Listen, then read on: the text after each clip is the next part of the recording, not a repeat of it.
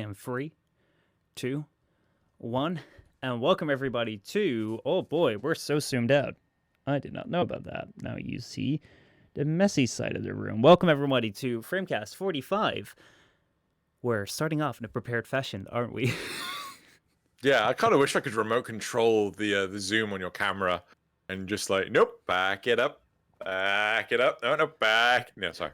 You should theoretically be able to, because like this camera has got a remote control function, even though I do not have the remote control. So like, if you had a remote control, you could, but then again, like I don't know if you could from your place because it's kind of far away. You probably could if you were like 5 feet away. Yeah, just get some lenses, point out in general direction. Yeah, it will work. Lenses. Hold it against your head. Did you ever try that? Like, if you have ever interacted with a car with like a remote control, like button, like if you hold it against your head, you can extend the range of like your remote control opening and closing the car doors. I'm sorry, I call bullshit. No, it's real. It's absolutely real. You can I call bullshit. No, actually, seriously, it works. I've tried it myself. It's like, it's not by a lot, but like, if you're just like just out of range and then you hold it to your head, like you can it works then.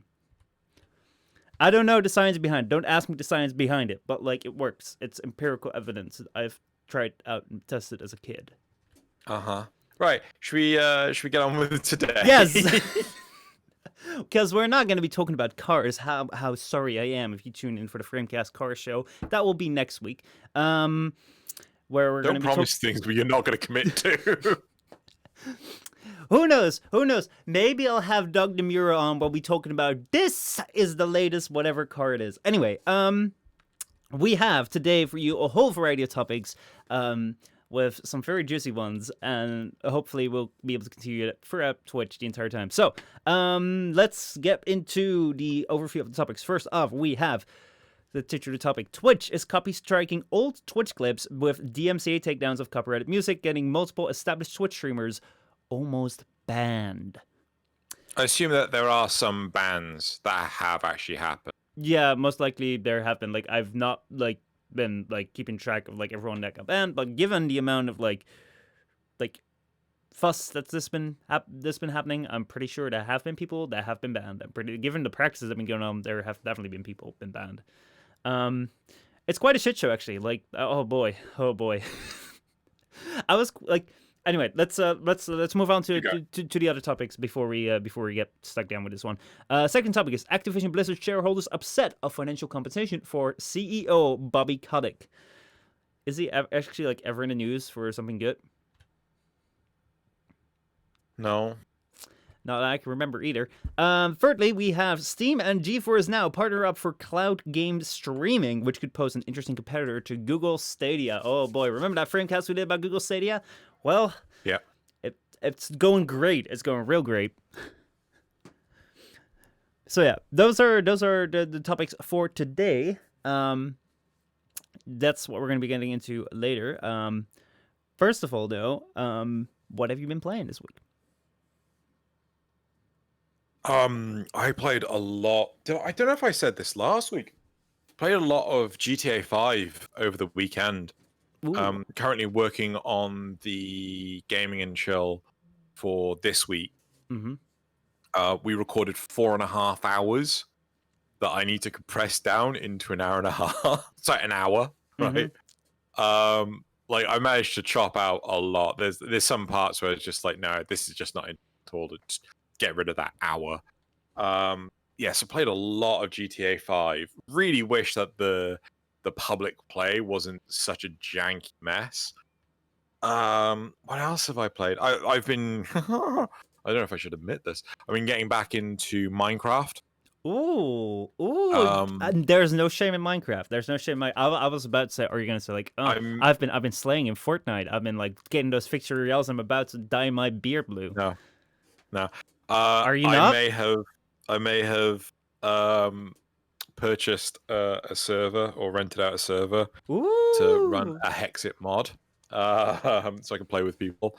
And the other thing that I have picked up is Control on the Epic Games Store, right? Mm-hmm. So I want to take a moment, if you don't mind, to express to everyone the value of the mega sale that's currently going on. So they Okay. give you and it's only on for today and tomorrow. So anyone that listens to this, seriously, like consider getting in on this. They give you a $10 voucher for any game purchase, right? They have also got loads of their titles and have put like them at 50% off and things like this. So Control, which was 48 quid, was reduced down to 24 quid. And then I could redeem the £10 voucher to bring Control from 48 quid down to 14 quid, right? And like that is hell of a price drop. And I'm having fun with the game. I wish I got more time to play with it more, but yeah, it's totally worth picking up for 14 quid if people have the interest to do so. Yeah, I have to say that like Epic Games, the Epic Games Store started out really rough for me with me not being super excited about them, like the way they handle things, but like their sales and the way that the things they offer you is pretty good. Like not only just the amazing free games that they're handing out. Tomorrow seems to be like tomorrow first day. There should be like a big game coming out as well, because most of the time when they release like small games to be free for next week, they don't really announce it. But this time they also have like tomorrow there's like a mystery game coming, so who knows what that's gonna be. But yeah, that's really cool. Right now Overcooked is live. Get Overcooked if you don't have it yet, because it's kind of really cool. Remember that that like what was it? Our EGX, where we at first like encountered Overcooked and then like talk with like the founder of it. Did we talk to the founder of it? Yeah, he was right there. I mean, like I did like an interview with him, which was super dumb because I just like gave Chardan like my phone. I was like, dude, just like film us from like 10 feet away so we can get a nice shot, completely forgetting about the audio and me just asking dumb questions. But like, yeah, he was chilling up there while we were like when we were there at the booth, and then we were like playing the thing. That was a lot of fun. Oh, cool. Man. So that's what I've been playing. What have you been playing? I've been playing. Get ready for this. You thought that you were edgy with your Minecraft. I have been playing Anthem. You say you've been playing Anthem. I tuned into that stream. You couldn't get the thing to work. See, that's the thing. That is the crazy thing. So, I've been playing, I think 2 weeks ago, I went back to Anthem on stream because I was like, okay, hey, this thing has been out for like a year. Let me go try it out. Let me see what it's like. I played it for only 6 hours when I pre-ordered it and got it, and then realized this, like, no, this is not what I thought it was. Let me build this as soon as I can. But I played only 6 hours, like, let me go back. So I went back. And it worked really well. Until I realized I was like, well, I probably shouldn't like if I play Anthem like once or twice a week, it will probably like take me like months to get this thing done. So in my downtime, I actually started like playing Anthem like off stream, like actually like just like me playing Anthem like being serious, and like trying to see what the story is like, trying to see what the conversations are like. There's some good, there's some bad, there's some ugly, there's some fun. You know, it's alright. It's not great, but it's alright. I kind of enjoyed it. So I played it for like Saturday a lot, and then Sunday I played it like also a bit. And then on Monday, I was like, hell yeah, you know, we're going to finish up the story. I was very early on with my stream. I was like, we're going to have a good 2.5 to 3 hours to like finish off Anthem's story, and then we'll do some strongholds or something. I don't know. And I started up, and it's just like, it's running like crap. It's running like absolute crap, and that's what you saw. And I haven't been able to fix it. Good job, the internet. Well, actually, it might be. You were talking before the stream about like PC hardware. My laptop that I'm running it on, which is my gaming PC for streaming, only has 8 gigabytes of RAM. And the recommended specs for the game are 16 gigabytes of RAM. Like the minimum spec packs are 60 gigs. So like I can see why my memory is the issue. I can see why it's the issue if they're like their minimum specs are 16 gigs. But then I don't understand why it was working completely fine like 4 days ago. I don't know.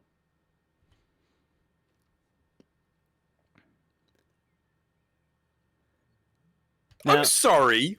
16 gig? Yes. At what point in time did the developer decide, no, this is too much cocaine I'm snorting? Because that is monumentally insane. 16 gig for a video game. Yeah, they say minimum specs are 16 gigs, probably because people say it's been poorly optimized. Yeah, like it's taking up all my memory. Like I really can't run around in it anymore. I tried a complete clean reinstall and it doesn't really fix anything. So yeah, that's the problem with Anthem. Fun thing though, like the fun fact about it though was that we spent an entire hour trying to get Anthem to run in the Anthem directory while peeking the bloody Anthem directory. Like we were the top stream in the Anthem directory, and for an hour we couldn't get Anthem startup, and then we were like, well, fuck it, let's just go play something else. But yeah, we've proven if you wanna become best streamer in your directory, just don't play the game. People will watch. So if it says 16 gig doesn't sound right, no, like I've looked it up like on Anthem forums and like Anthem Reddit and stuff, and they're like, yeah, 16 gigs is like the minimum, and I'm like, what? Like yeah, I don't know how I got it wrong before. That's insane. That is utterly insane. Mm-hmm. So yeah. Anyway, that's I'm flabbergasted. That's what I've been playing. Or not playing. So yeah, let's move on. One thing I mentioned to you right before we get started was that ever since we got to talk about the YouTube comments that have been left for the past week, we haven't really had that many comments. We have some people say hello, so welcome everyone. But we haven't really had any comments that we can come back to, so I don't know, we scared them off, but replying to them. Guys, if you want to comment on YouTube, feel free to. We have an entire segment where we can come back to the YouTube comments, but yeah. Yep. Hasn't happened yet. Hasn't happened yet. All right, let's get into the topics. Let's get into the main topic that like the title is all about, and then we'll get into the other topics because I know we're like, I don't know how long Twitch will leave us on. So let's see. This is a good one.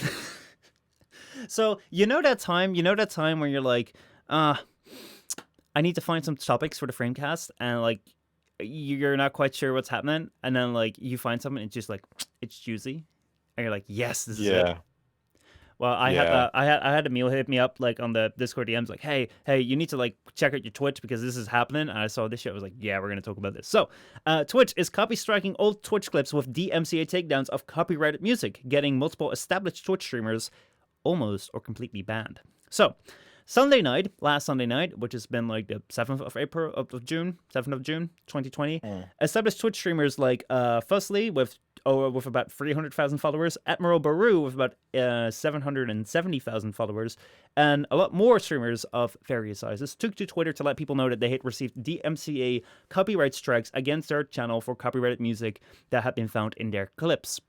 Now, this took them all by surprise because unlike people on YouTube, Twitch people aren't really quite used to copyright and stuff and being copy-striked. Twitch clips, for those of you who don't know, are like these short video clips that are made of previously live streamed content that can be created by either the streamer or any of their viewers while they're streaming live. So if you're watching this live on Twitch, there's like a little like clip icon, like a little like video clip icon right there. You can click on it and we'll save like the last 30 seconds of what we've just said, and it will save that forever on this channel. And then like you can come back to it and you can like make compilations of it or whatever. It's been a Twitch stream for like quite some time. However, so because of that, based on how long a streamer has been streaming and like how many viewers they have that are making clips actively, well, they can have like a insane number of clips like over time. Like people have been saying like I have over 100,000 clips on my channel. Most of the time, these things aren't really moderated because they're not really the streamers' content. It's like, you know, you guys make them, random people make them. Like I don't know, I've never really go up to a streamer and like watch their clips, but hey, they're there.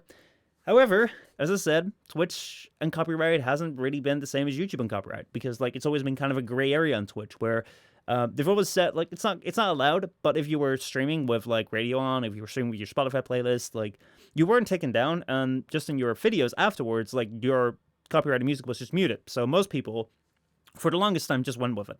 I know many streamers that have gotten big, gotten partnered, and just continue to play like song requests on, just continue to play like Spotify playlists, just all sorts of music. So, people weren't too worried, I think, because this has never been enforced, and Twitch videos, the entire stream, like afterwards, was like muted on the spot where there was copyrighted music. But I don't think anyone ever thought about like the clips, because in the clips, if you have copyrighted music, that shit is muted. Like you can still hear the song, and that is where the Copystrikes went to. And there were a lot. So like over time, many Twitch streamers have of course moved to some copyright free music or licensed music, although many still use their Spotify with Spotify for songs. And since clips are saved forever and do not mute copyrighted material, many Twitch streamers have gotten in trouble and gotten almost permabanned from this site for this. So, what it seems to be from Twitch support tweeting out, it seems that like some studio came around and said to Twitch like, "Hey, we want you to take down all this content which has our content in it," and everyone that had it just got striked and got so many strikes that they could get banned. So Twitch recommends very securely delete all your clips, every single one of them. Actually, just delete all your content because then you're safe. So yeah. What do you think? This is fucking ridiculous. This is like the music industry has always been like really heavy-handed when it comes to piracy and things like this. But they're asking for such ludicrous prices. The ways to get, you know, like what was it? The whole music wasn't readily accessible until platforms like iTunes and things came around. Mm-hmm. You know, the equivalent to Steam for video games. Yeah. Or the equivalent to Steam for music, rather. But the silly thing is that, you know, the prices for music are just like so unreasonable, right? The amount of money that has been shown to go to an artist compared to that of what goes to the record label it's astronomical, right? And a lot of this draconian thinking of we can charge whatever we want has really led to the 90s and the noughties, where people have been pirating music left, right, and center. I don't know how old you were when the era of Napster came about. Do you know of Napster? I've not used it myself, so. But you know of it. Yeah, I know of like similar sites. Yeah, so like the whole point was that the traffic was is peer-to-peer, file sharing, things like that. The viruses were, limitless. That you had, I think Kazaa was one. LimeWire. Oh yeah, good old LimeWire. It was like, hey, get your songs for free, and like you can download it for free. And who knows, you might get a virus with it, but you get a song for free, and will probably be very crappy quality. Yeah, like that was a big thing. Like I remember, like I was like super surprised that things like Netflix or Spotify even took off, because I was very much under the assumption that like the reason that people wouldn't like get their content for free online was because they just thought it was a way easier to like buy physical things and they didn't know about online. And I was like, well, if you want to push a model of like people getting things online, why would they like not just get it for free if they're already going online, going for the effort of going online? Luckily, people are not doing that anymore for like the people that are creating the content and like getting paid for like the things that they're actually making. But like it's a tough situation because I am not a big fan. I don't listen to any mainstream music that much anymore. I'm the kind of like edgy kids that doesn't go mainstream. But like the thing is, like most of my time listening to music is spent listening to music that like that's like the copyright free music that I use in my videos. I listen to some music that like YouTubers make and stuff, because even though that may not be the best, that's things that like go around in my world of like reference that I'm like watching. I'm watching a lot of YouTube. And the thing is, like, the only way that I've like the reason why I like to listen where I like to listen to that as opposed to like the mainstream studio stuff is because like I can't work with the mainstream studio stuff. It's like I can't put it in my videos. I can't be listening to it and be like, oh yeah, that's a cool thing that I can like create something with, or oh, that's something cool that I just saw into like that I can attach meaning to. Oh, I saw it in this person's video. Like the Crab Rave, like the Crab Rave song. Like that's such a good song because like I instantly like attached that to like the time that PewDiePie hit like 70 million subscribers, and like he used that for his intro. When like there have been so many people that have been using that song for so many good memes. We are number one. Like it's such a song that has such a sentimental value for me because it was used like as this meme that widespread and everyone was using it. It was amazing. However, like, because music companies don't allow that and they strike everyone down that uses it, like, I don't grow that attachment to the songs. Like, I don't think, like, when it comes to, like, spreading your song, spreading awareness to your song, getting your song, like, being used and being listened to, it's probably not the best tactic, especially, like, in the new world, the brave new world, where we are moving to, like, YouTube and Twitch for a lot of, like, our content consumption. However, the problem is, like, I've been given this a bit of a think.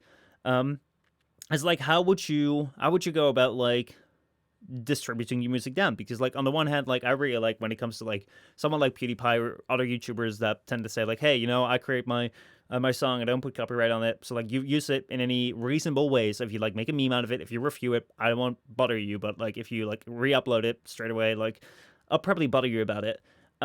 Which, like, I really like as an approach, but, like, how do you enforce that legally? Because, like, it's really tough if you're, like, saying, like, hey, you can use this, like, remix or play it on the back of your thing, but, like, what if people start, like, re-uploading it, that sort of shit. So, like, I think that, like, when it comes to, like, this stuff, it's like, it's really, really tough to enforce it if you really want to, like, make your income out of it and you don't want to be dependent on, like, a Patreon, which, like, the most of the music industry just isn't these days. Like, they don't want to go there because they kind of have, like, a safe job right now. I think a lot of the problem is that the fields that we go into are very public, right? Mhm. So, like, if we want to listen to music, everyone has to listen to the music. So whenever the only time that I can ever listen to music is when I'm coding, right? Mhm.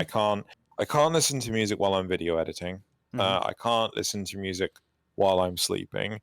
I'm too concerned about listening to music while I'm walking down the street. So the only time I ever listen to music, I love listening to my music, is while coding. Mhm. And there are plenty of people out there that are content creators, that are Twitch streamers, so on and so forth. And the only time that they can actually listen to music is when, while they're streaming. Mhm. But one thing that I think would be smart and wise of Twitch, right, is having a music service, right? So you can stream the music that Twitch has guaranteed safe to stream, right? Mhm. Or alternatively, you could have music that you can use for your personal use, but Twitch will not play it to everyone else, right? Again, like, that would be good. I on a similar note, Joey asked me to build him a Twitch plugin, Mhm.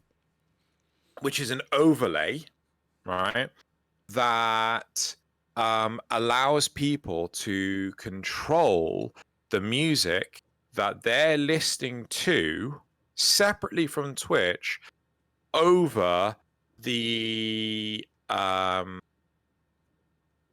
as an independent component from Twitch, Mhm. right? And literally, I got the email while we started this, so probably about 30 minutes ago, and I read it, and it basically says, "No, you can't do this." I'm like, why? It's completely separate. It's off. It's off the platform. It's music off the platform, which is what you want, Who sent you right? this email? Twitch, Okay. Well, like, right? So in order to get an extension live, you have to have it approved. But yeah. they won't approve it because it has content outside of Twitch. It's like, yes, but that's what you wanted.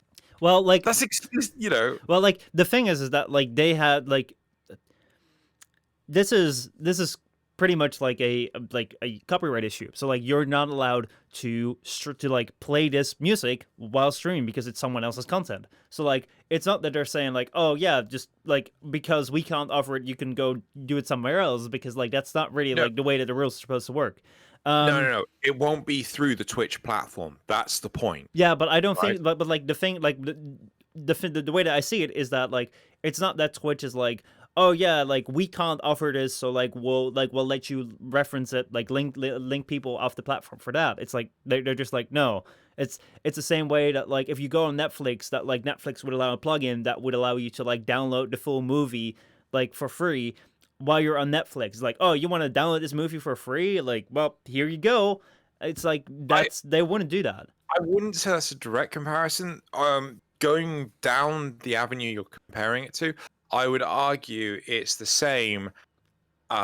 If Netflix wouldn't let you watch the movie, right? You can't watch the movie on Netflix, and you can't download the movie. But the thing is that like Netflix can only show you movies that they have licensed, like the music that like you might be potentially streaming, because like we're talking about like a music player that isn't necessarily inherently playing like copyrighted songs. But the thing is like if you want to play non-copyrighted songs, if you want to play songs you have the right to, Twitch is not limiting you to do that. Twitch is just saying you can't like play songs which are like not your own, but which aren't songs that you have the rights to, which they've set forever, but are now enforcing. But they don't know that. They don't know that. They don't know what songs it is. Yeah. So right? then, but then, like, if they are allowing you already to like stream to like play the songs, I mean, like the argument that you're proposing, I think the main argument that Joey has, like, I have people that listen to Twitch that don't want to listen to music, and I have people that listen to Twitch that do want to listen to music. So I want to like facilitate both avenues. So I think that that's always been like his goal, and now he's also dodged a big bullet at the same time. But like it's a tough sell for Twitch because like these platforms don't want things to branch off of them like very much. But getting back to the Twitch thing in, specifically when it comes to like people being being hit like really bad, like this was a lot of like chaos and juice on Twitter. I was honestly just sitting there like, you know, that feeling where you're kind of supposed to be feeling like sad and like annoyed and angry for people, but like at the same time you can't help but like smile and be like, I told you, I knew this shit would happen. Because like about 2 or 3 years ago, Twitch came around and actually like DMCA strike people live on air for like playing one copyrighted song, and people got like a little bit scared, and then they all started back playing their copyrighted songs again. And I was at that point like I really enjoyed doing song requests, like so that people could like send in their songs via song requests and be like, oh yeah, here, this is like a really cool song to listen to. But since I heard that, I was like, okay, I'm not having any of that. So I got rid of everything in my library. I got rid of song requests. I filled it all up with like copyright free music. I've been doing that for like the past couple of years, so I barely had to delete like any clips, like maybe like a handful of like when I just started streaming and was playing like not my own songs, but like I've been really glad that I've made that switch. And it's like kind of like you could have seen it coming. Yeah, I mean, but one of the shitty things that they've done here is that instead of just going, oh, let's just delete the clips and then tell them we've deleted the clips, it's just like, no, we're going to copyright strike you. I'm like, what the fuck? Well, right? I think it's been like a number of systems that have collided, which was completely unexpected. So first of all, like my first suspicion is that this wasn't Twitch's doing. This was like a studio doing it. So like Twitch has never really enforced it because I think they've been of the mindset like, hey, if anyone wants to have like their like do the copyright strike thing, like you got to come to us and tell us what you want gone. Like we're not gonna get it gone for you because like why would we? Basically what every platform kind of does, but YouTube already automatically does it now. So like I think this music kind of label or whatever person came up to Twitch and said like, hey, we want it all taken down under like our rights, and they did, because like that's what they're supposed to do immediately, or they lose their safe harbor rights. So basically like they did it straight away. However, it was way more clips than has ever been done before. It impacted way more of the site than ever before, and because of that, like I think that a lot of people have overlooked clips. Like I don't think anyone has ever thought of clips being like a thing that could be copystriked or even like hold the copyrighted material or even be in such a bountiful like amount on the site. Like I didn't even think about it. Like I barely think about my clips on Twitch, but bada bing bada boom, here's a lot of like short little videos with all copyrighted content ready to be struck down. So like you have the system like someone comes in, tells Twitch, you gotta take that down right now. Twitch hit the button of like taking it down. The system like finds all these videos that need to be taken down, and you probably have another system that says, hey, if you have so many instances of like you breaking copyright and like having like so many videos or so many instances of like you having like this copyright thing against you, you get a strike, you get a ban, you get a permaban. So now all of a sudden, like, because one company comes in, you have these multiple systems that like act in such a way that, oh shit, here are clips that no one has ever thought of. Oh shit, here we go. And now people are all being banned because of like this system that's in place. I can very well see that happening. Not so much with like with not so much the intent of like, oh, let's ban everyone. Even though like it would have been nice if people had been notified even like a little bit before and like, hey, get rid of this. A part of me is super duper confused by Twitch, right? Okay. Like, so okay, so question for you. Yeah. Right? If you know the answer. Mhm. Do you know if a record label came to Twitch and said, you have to take this down, or did Twitch and implement a new system No. that discovered that all these people had clips with copyrighted material? Someone came to Twitch. So like Someone came. Twitch tweeted, "This is the first time we've received mass DMCA claims against clips. We understand it's been stressful and we're working on solutions." So like what they're saying here is like they receive like basically a platform. The way that, as far as I understand it, it's like a platform receives like this DMCA claim against itself, and then it needs to act immediately to remove that content from its side. Otherwise, they'll be held responsible. So Twitch wasn't the one that said like we're deleting this, but someone came to Twitch. So when you have these DMCA claims, you have to provide evidence saying like, you know, this person, sunny night, sorry, no, that's Sunday night. Sorry, I haven't got my glasses on right a second. Fuseli, Admiral, Baru, you know, all these people that have actually had this, they had to have said, right, this person has these clips that are copyrighted music, right? The only way I can see that happening is if someone built something, a special tool to check the clip against the music catalog. That's not particularly hard, especially when Twitch provides an API that allows you to hook into all of this stuff so readily, right? Twitch's API is super loose compared to that of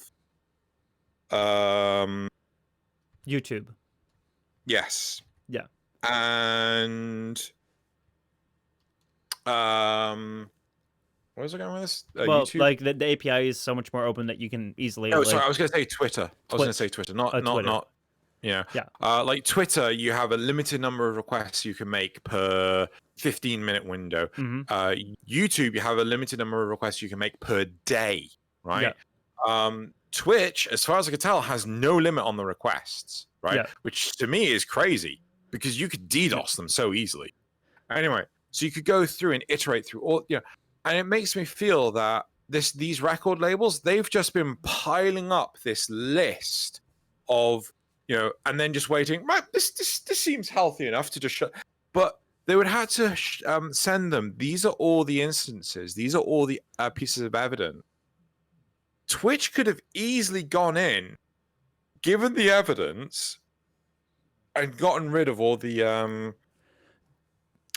clips themselves. Don't you think it's more likely than that it was like a content ID system like YouTube? Like, you know, they come in and they say like we've detected like these instances of our content on your platform. Please remove all our content. Yeah, that's what I mean, right? Yeah. But it's an external content ID thing, not an internal one. Well, I would assume that like they already have an internal one because they can already detect when you've played copyrighted music right after your stream, because right after your stream is done, like Twitch uploads the entire thing as like a video, and like it will already have like the segments where like there was copyrighted music, they will already have that muted, like entirely muted, so the thing won't be played. So like I think that they already have that in there. And like what you say, why the fuck didn't they just do it themselves? I don't understand. Because because I don't think like they've ever thought of the clips, or maybe no one considered the clips, or like I don't know why. But the thing is like this logic, yeah, go ahead. The logic that goes through my head, right? I am chief engineer of Twitter, right? Sorry, Twitch. Apologies, wrong platform. Twitch, right? I see 10,000 cases of copyrighted used on the platform, right? My responsibility is that if I don't get rid of them, then we're going to get sued, right? So why don't I just get rid of them? Why am I putting it on the people that put the, because you know, because like I think their approach was very much like OG YouTube, where it's like, hey, like we have this system in place that if you own content, like if you own content and your content is being violated, you come to us and you tell us to get rid of it, and we'll get rid of it for you as compliant with like the law. But if you don't tell us it's your content and you don't tell us to get rid of it, like we're not gonna police anything. We're just telling in our terms of service you're not allowed to do this. We're like you're not allowed to do this. If someone comes around and tells us to take it down, we'll take it down, and we'll have this system where like if we take down so much content, which is a violation, we'll give you a strike, we'll give you a ban, because you're not allowed to do it. But we're not gonna like police it for every single one of the people that might be in violation. Oh no, that might have rights to anything. Because like if our job becomes that we're gonna like have to like scour the entire internet, all the databases for like whoever might have some right to some piece of music, and then scour our entire like database to like see if we have that. Like that's gonna be a hell of a job. So like we might as well just like have you come to us and like tell us what to take down. We'll take it down according to the law. So I think that that's been their approach, and I think they've been like at the same time more than happy for years on end to like let a majority of their streamers just get away with, oh yeah, we're just playing our Spotify playlists with our most played songs and like our top 40 playlists of like what's right out right now on our stream. Like many people did that. I wouldn't say like I wouldn't give a number of like half of the streamers doing that because I didn't have the numbers of it, but as far as in my opinion, as I felt, like, as I was going through the site, probably half of the people were just, like, playing their Spotify playlists. So it was not uncommon, and Twitch was definitely aware of it, but they just didn't do anything about it, whether that's good or bad. I feel this is a case of they knew it was going to happen, and they decided the best course of action was to let it happen. It was let it... so I'm trying to think.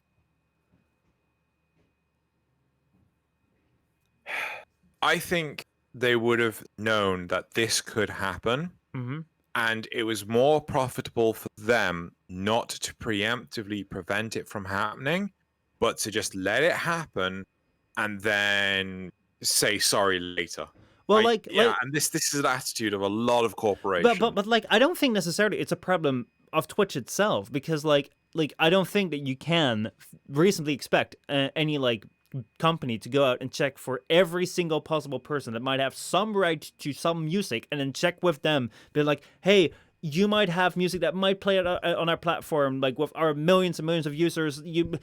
Are we okay with that? Are you not? Like, I don't even think YouTube does that. I think that YouTube, like, as YouTube grew, like, first of all, like, they had no, like, there was no copy striking or anything, because like big companies weren't interested in it, and then YouTube became so big that right now, like, they have it all the time. Like, they have systems that immediately flag it. I think that Twitch was pretty much in its infancy, where like for the longest time these music labels didn't care, and Twitch didn't care either. And like, does that mean like that's because of laziness or like monetary gain? Like, I think that like for sure, like they knew that people were playing like just playing like radio stations on Twitch. Like they were pretty much doing that while playing a stream. Did they knew that was going on? Did they knew that that was like a thing that could probably get these streamers in trouble? Yes, most likely. If you looked at YouTube, like if you looked at YouTube 3 years ago, how hard people were being struck down. If you looked at Twitch and people were just like playing songs right there, I already knew that this shit was going to happen at some point. I think Twitch also knew that it was going to happen at some point. But as long as they didn't get strikes, it's like, or as long as they didn't get claims at their door, it's like it's not their problem. And they're telling in the TOS, they're saying to everyone, hey, this is forbidden. You should not do this. If you do this, you could get banned. If we get a claim, like they probably left out the if we get a claim, but they got a claim, and like, yeah, we told you guys you weren't allowed to do it. Like, I mean, like I can see like what you're saying, where it's like, hey, you know, they could have like already preemptively stricken it down, but at the same time, like I'm also like, I don't think it's reasonable to expect of a platform to like go out of their way and like try to and like police the rights of like copyright holders if. Like, because there's so many of them. Like, you can't do that. You can't do the task of them. And honestly, like the way that YouTube's copyright system has been shit for years. Like, I mean, like I was kind of glad with the way that Twitch was. Was kind of glad that they kind of like let things slide. It's like that doesn't mean I encourage people to like go out and like break copyright rules, but like at the same time, it's like, as we said, it's like it's kind of moronic that people can't like share their favorite songs because like it's such a like popular medium right now for which like these cultural things are being shared. And right now, like music companies are just like, no, we don't want to be part of that. We don't want people to listen to us. And it's like, yeah, I mean, I can see that. I can see that on both points, but like, yeah, I think it's a little bit more nuanced than Twitch just being like, let's just get them banned for profit. I think they were just like, you know, if time comes, we'll see. We encourage people to not do it, but like if they do it, like we're not going to stop them because who are we to stop them? I just realized that what I said was not accurate enough. What I mean is that Twitch went, we could preemptively prevent this negative thing from happening, or we could say, don't do this thing, let them do it, earn a truck ton of money, then pay a fraction of that back, saying, whoops, we're sorry. You know, it's like, I don't know. It feels shitty to me that the people in control could have done something to rectify this or prevent it, and clearly they didn't. Well, like on the one hand, I agree. On the other hand, like it's kind of like if you want to like enforce like the law by yourself as long like while you're not instructed to. So like as far as like I understand, it's like as long as like the moment that someone that has the rights to their content like puts in a claim, you have to by law like get rid of it.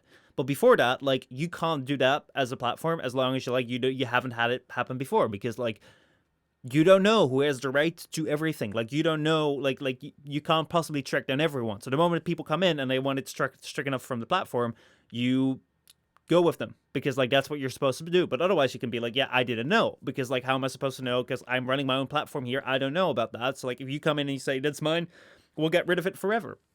So like at this like taking that idea and taking it then to like some like more like law in general. Like I'm kind of glad that Twitch like left this freedom and weren't like policing it so much as like they're already policing things right now. Because can you imagine if like every company like YouTube or Twitch was like, let's just like every law that like any country has that could potentially like they could potentially come after us, let's just enforce that already. So like you can't speak bad of China, you can't speak bad about this, you can't say bad words, like it's the same thing. Like if you already preemptively like striking this thing, who are the people that are suffering the most for this, right? It's not Twitch, it's not the record labels, it's the streamers with their warnings, with their we're going to ban you, right? Well, like why? It wasn't their turn. Like to be honest, like it was literally in their terms of service. Like they were telling them like anyone would like. The thing that I feel is like if you had like an idea of what you were doing, if you know about creating content, if you know about YouTube and like the Copystrike system, you know that if you're gonna be playing copyrighted music on your stream, like you don't own that shit. You do not own the song that you're playing. That you can't play that for people. But you could do it, but like you kind of knew you were wrong. It's like you were actively choosing by yourself to do this. Twitch just wasn't coming after you, just like YouTube wasn't coming after you in the early days when you were uploading like lyric videos of like popular songs and you weren't copystriked for it. Like you could actually make money off that. That wasn't right. You knew that wasn't right, but you could do that because YouTube wasn't like actively policing it until like the music labels came in, because YouTube became so notable that they were like, okay, well let's go in and like claim all this shit. It's like I'd rather have the situation that like the platform is like we're hands off until like someone comes in and by law forces our hand, than that like our platforms go around and try to police every single potential law just in case some country or some like right holder might come in and say, yeah, no, we want you to enforce it, because in that case like we're gonna start enforcing like everything even though we don't need to. So there was a law that was potentially going to get passed. I don't know if Trump did it or not. Mm-hmm. And this law stated that either the platform could manipulate the content on itself. So basically, Twitter or YouTube could shadow ban people, delete tweets, ban accounts, so on and so forth, if they wanted to, but then they were responsible for all of the content on it. Yeah. Or alternatively, they waived the right to administrate platform, Mm-hmm. and the responsibility is on the user, right? Yeah. So, for example, if this law had passed, the music label could not turn to Twitch and try and sue them. They would have to sue every single individual user, Yeah. right? And I really wish this law would pass, because then Twitch wouldn't be able to put it on the content creators as much as Twitch wouldn't be able to manipulate the system. Now, Twitch feels like, hold on, Twitch feels like a more just platform than YouTube or Twitter, right? YouTube, we have seen people get shadow banned. Twitter, we have seen political allegiances, delete accounts, and things like this. You know, those are platforms that manipulate the messages on the actual platform. But Twitch, does Twitch do it? Not that I know of. Ooh, you know, for the sake of honesty, I don't care if I don't get Twitch partnered or not because of this. Yeah. But yeah, no, they're very infamous for it, because like the thing with Twitch is like, as I said, Twitch is like a really young platform. Like this is something which we've been through with YouTube as well, where like with YouTube you were fine with uploading copyrighted content, and then one day you weren't. Twitch is very young, and especially over the past few years, Twitch has been very much like a personal platform run. So like the thing is, like, if you want to like get yourself partnered on Twitch, if you want to like get favors on Twitch, get to the front page on Twitch, like, no, they're not decided by algorithm. Like popular TV shows aren't really pushed as much on YouTube as much as they are on YouTube.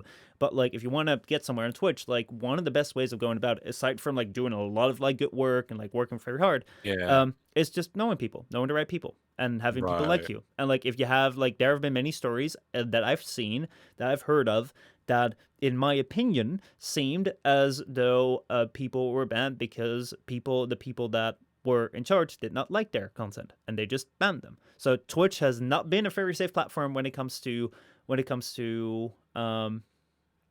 like neutrality, as far as I'm concerned, in my opinion. You can look it up on YouTube. You can see many stories where different Twitch streamers, like, let's say for example, there was this case where I think this streamer is called Alinity. Like, I really don't follow her or whatever, but like this streamer is like partner, makes a lot of money for Twitch, and like had many times where like they gave their cat whiskey, they threw around their cat, abused the cat, and never got banned. And then other people like did something with their pets, and then like they got banned instantly. So like there is very much like different takes towards different people on Twitch. It's very much like a personal platform thing. So like I wouldn't go that far. When it comes to 2.2, when it comes to like this law that you were talking about, they kind of like, this system is already kind of in place when it comes to like the copyright stuff. When it comes to, I think what the law is trying to like enact, which isn't in place yet, is that like if you look at YouTube, if you look at Twitter, if you look at like these platforms which like put themselves forward as like town squares, but for some people seem to be like very editorial on like the content that they push. Like, let's take a look at YouTube, where like a lot of like TV content is like being pushed forward, and like a lot of edgy content is being pushed downward. Like, that's not really an open town square, because like not everyone has the same opportunity to rise to the trending page or rise to the front page or get the same amount of support as other content. Not because of like how well it performs, but just because the content isn't preferred by the platform. Now, that is like an editorial thing. That is something where like if I control a newspaper, then I edit what comes in front, and like I am responsible for what's on there. Now, YouTube and Twitter, as you say, are kind of like taking this position. And like if they do that, then like that's fine. But then if they do that, then they should also be responsible for their entire platform. That's what the law says. And like if they don't want to be responsible for their entire platform, then they should also not be pushing things like up which they like, because like if you want to be an open platform, it should be an open platform, which I very much support that law. However, when it comes to like the safe harbor idea for copyright claims right now, it's pretty much the same way. It's like you as a platform are completely fine having you're shielded from like your copyrighted material that's on there, like you're shielded from it, as long as someone notices that their copyright material is on there, and like when they tell you to like take it down, you immediately take it down. If you don't, then you become responsible. So like that's also what Article 14 has been trying to get rid of. They're trying to say like, oh, that's not the case. Like they're like platforms are responsible no matter what. So like if anyone like has any claim to any right, then like they're gonna like be able to sue the platform. Right now they can't, because like even if it's been on there for a long time, if I come in right now, it's like, oh shit, I just noticed that like my content's on there, and I come to YouTube or I come to Twitch and tell them like, hey, my content's on there. Would you like to take that down with like a DMCA claim? They're like, yes, no problem with them. But if they're just gonna be like, oh, and they don't take it down, then I can sue them. So like that's already in place, and like they're complying to that right now. It's just that like the Twitch streamers themselves have been breaking the copyright law for a long time, which wasn't enforced on Twitch.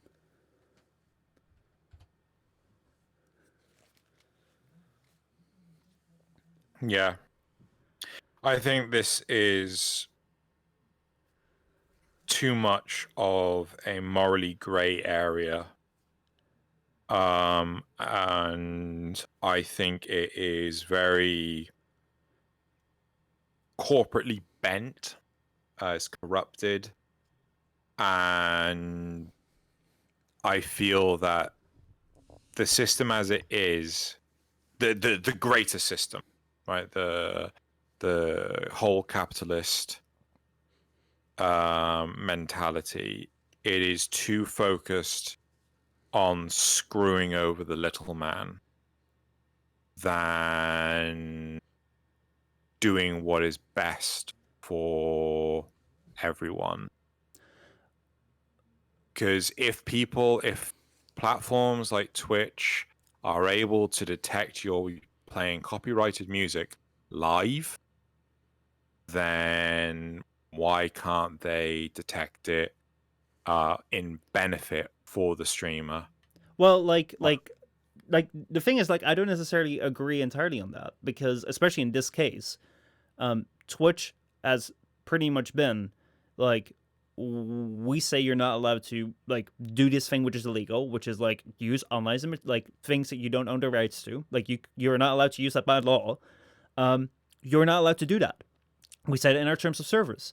However, we're not going to punish you for it, because we are not like in a position to punish you for it, because like it's not our content. So as long as like it's pretty much like, let's say that you're cheating on a test, like what you're saying right here is like well, I'm not going to say what you're saying right here because I don't want to put words in your mouth. But basically, like, you got to say it like this. Like, cheating on a test is not allowed. And, like, I am, let's say, like, I am Twitch. Like, I'm sitting next to you in a test, and I'm Twitch. Okay? And, like, you know, like I tell you, hey, man, cheating on a test is not allowed. So, like, if you're going to do it and you get caught, like, I can't do anything for you.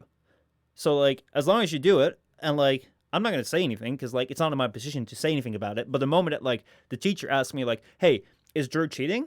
Like, I gotta say yes, because if I say no, then I'm lying and then I'm culpable. So, like, that's basically what Twitch has been. So Twitch has kind of, like, been, like, hey, you know, you're not allowed to do this. You're not allowed to do this, but, like, we're not gonna do this. And, like, we're not gonna, like, really, like, you know, do anything about it, because, like, otherwise, like, we would be, like, ruling you down for something which, like, we don't have to do, which would be, like, even more oppressive towards, like, the streamer. Like, if, like, that's the same thing if YouTube were to, like, be super strict about every possible thing, or Twitch were to be super strict about every possible thing that could potentially hold up in any court around the world. Like, you would be so restricted. But they're like, hey, you're free to go. But the moment that we have to, like, go out and be, like, tell them the truth, like, we got to tell them the truth. We got to give them how it is.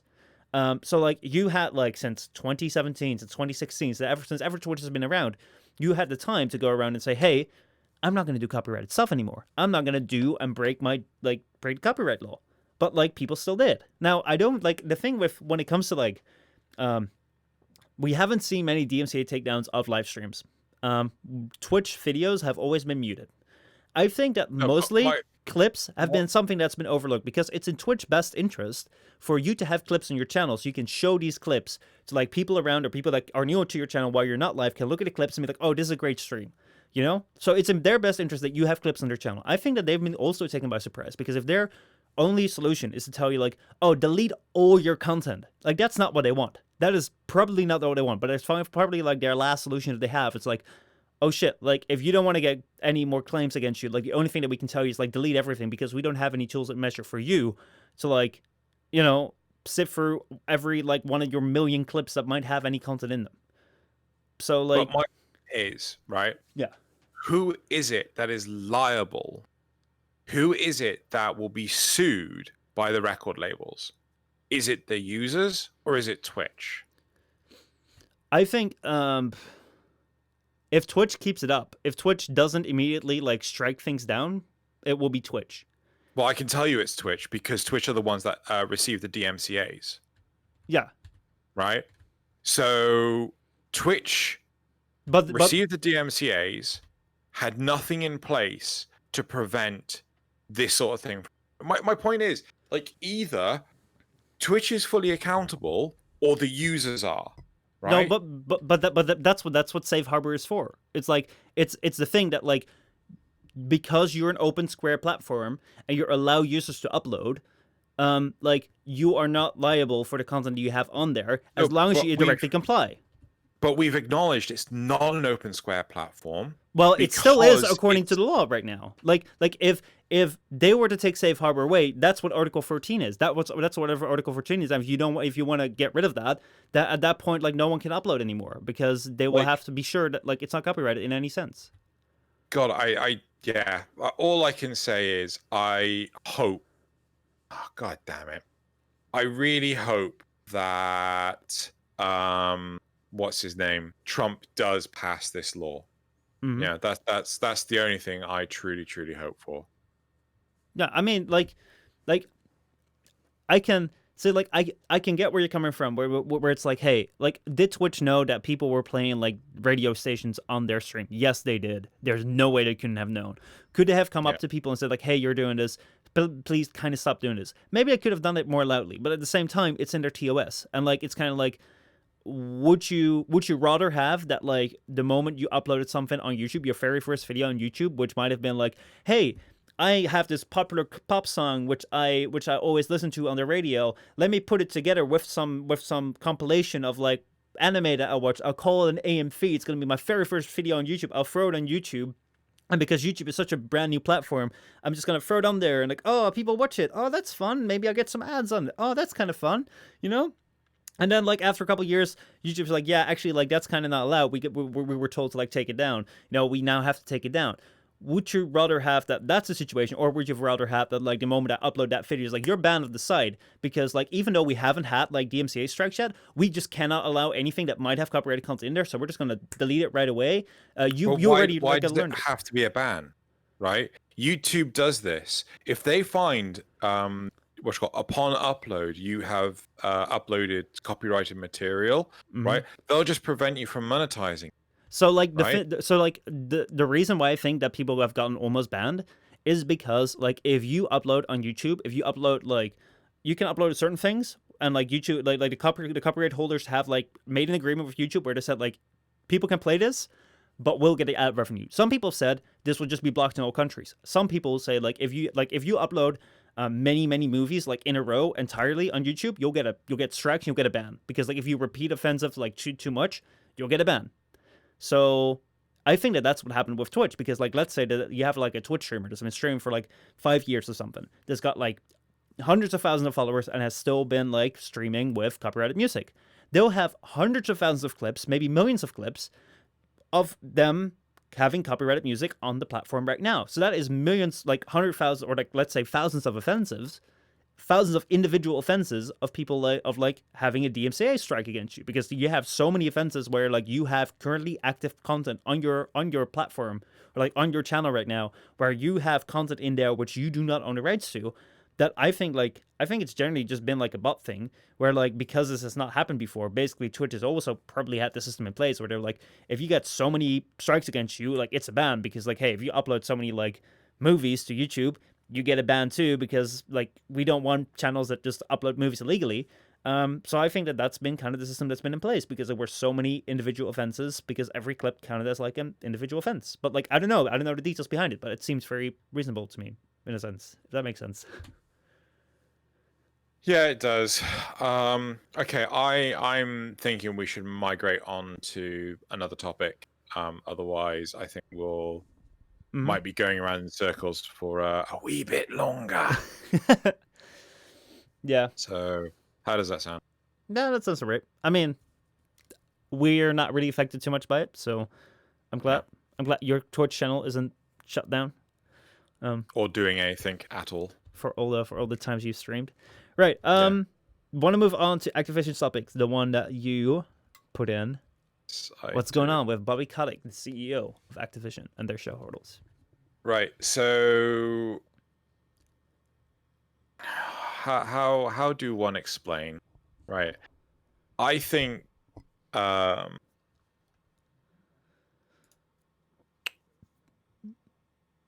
it's important to know who Bobby Kottick is, right, to start with. So, for some people who are unaware, Bobby Kottick is the CEO of Activision Blizzard, right? A lot of blame has gone on Mr. Kottick for his activities in basically bringing down the quality of Blizzard products. And as it stands, a lot of content, a lot of video games released by Blizzard Entertainment have been at recent of subpar quality. We all know what happened with, what's the name of the title? Diablo Immortal. When that got announced, there was uproar at BlizzCon 2018, I think. And a lot of this is the money grubbing methods of corporate CEOs like Mr. Bobby Kottick. Now, Blizzard had fired 800 people at the beginning of 2019. They forced, what's the name of the damn game? Warcraft 3 Reforged out way before it was ready to go. And a lot of this is to appease the shareholders before the end of each fiscal year, right? Before the end of before April year or annual year, to basically pad the share figures and stuff like that. You get what I'm trying to say. And basically, during Bobby Kottick's term as CEO of Activision Blizzard, he has fucking made out like a bandit, right? He has earned a crazy amount of money, to which the shareholders of Activision Blizzard are not happy. And they question why he's earning so much money when they are firing so many people. Yeah. Right? When they pay their developers less than standard rates. You know? I, for one, want him ousted. I think he is a terrible individual. Okay, so I can see that. I personally, when it comes to what people do in their jobs, whether they're CEOs of companies or whatever position they hold at companies, I never really want too much with them because it's not my company, so I don't really give a fuck how bad they do their business or how bad they do their stuff. It's my chance to like support them or not. And if like I don't support what they do, I just don't buy their product. So like I never really feel that like I'm in the position to say like I want them out. I can say though, if I look at like the article or like the thing you shared where he's earned he's earned nearly $100 million in combined stock options and equity since 2016. I can say that that's a truck ton of money. That is like really, really, really, really a lot. Really nice. If you got paid that. But it's also said that like Activision Blizzard employees typically earn less than 1/3% of Kottick's earnings. So like when it comes to like if you have a structure, if you have a company, if you are a leader of a company, generally like when it comes to like CEO or managing positions, like the way I'd like to see them in a perfect scenario is like you are a leader of a company, like you created a company and like you support a company or like you run the company, and because of that, because you run the company, you carry the burden of like carrying the company through. Like your decisions will decide what the company is going to go to. And like if you are a good leader, like you will want to take the company to its best place, because like if your company is earning money, like you can pay your people, you can like get more people on board, so you can support more people, you can give more people money, you can get more talent to flourish, and you can create better things. So like it's all good if you can make your company grow and you can like you know get the people that you're caring for, you can lead them to a better place. That's typically what like a leadership position is for. So like because you're carrying the burden most of the time, these people get paid a little bit more. This thing just doesn't really seem like a great optimal ideal thing, because like if you as a leader like earn a truck ton of money and you have to lay off 800 people, that seems a bit weird. That seems a bit strange.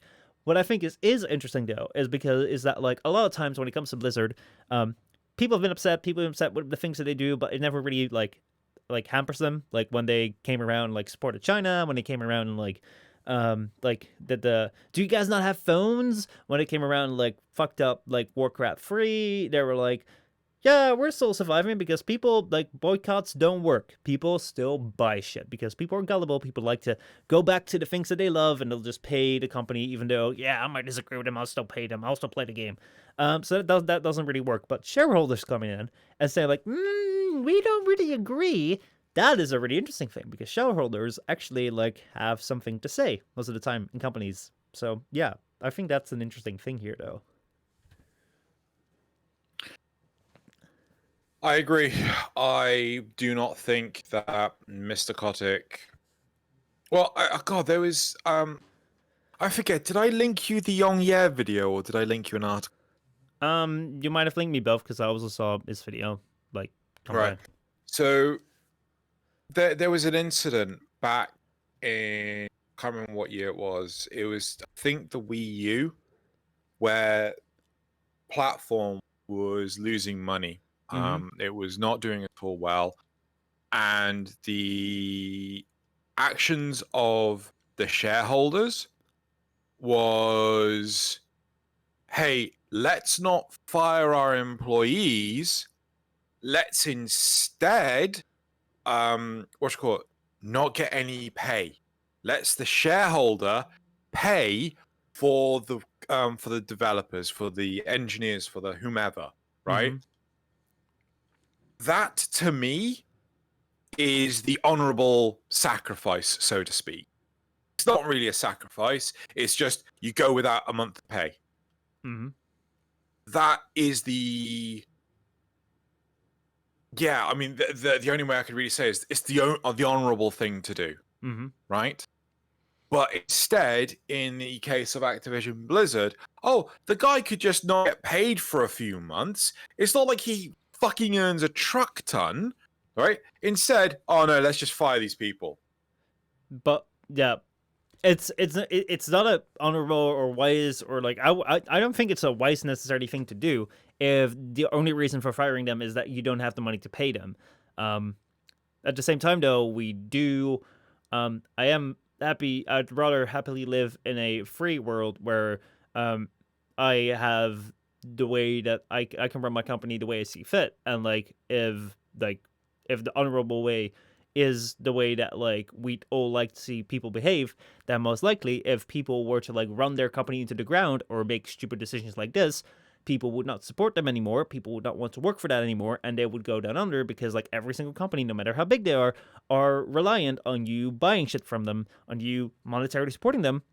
So like I don't think like, again, like I don't have much ground to say like, yeah, yes, it's damn honorable for like shareholders or even like CEOs to step in. I think it was like the CEO of Nintendo or something that came around and, like cut his pay maybe entirely or by like a large percentage, so that like people like the Nintendo workers throughout the COVID period could still be paid.